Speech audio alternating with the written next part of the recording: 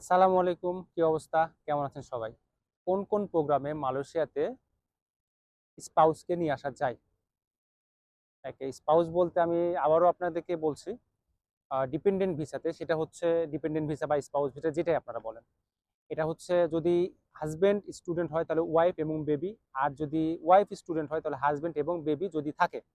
এটা মূলত মাস্টার্স এবং পিএইচডি প্রোগ্রামে স্টুডেন্ট চাইলে তার ফ্যামিলির অন্যদের নিয়ে আসতে পারবে, আদারওয়াইজ অন্য কোনো প্রোগ্রামে নিয়ে আসতে পারবে না।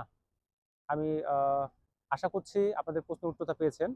আমি আবারও বলছি, যদি কেউ মাস্টার্স এবং পিএইচডি প্রোগ্রামে আসে তাহলে সে তার পরিবারের সদস্যদের আনতে পারবে। সেটা ডিপেন্ডেন্ট ভিসা বলেন আর স্পাউস ভিসা বলেন, যেটাই বলেন, সেই ভিসাতে সঙ্গে করে নিয়ে আসতে পারবে। আরও যদি আপনাদের কোনো প্রশ্ন থাকে তাহলে অবশ্যই কমেন্ট করবেন এবং অবশ্যই চেষ্টা করব আপনাদের প্রশ্নের উত্তর দিতে। ঠিক আছে, ভালো থাকবেন সবাই। আল্লাহ হাফেজ।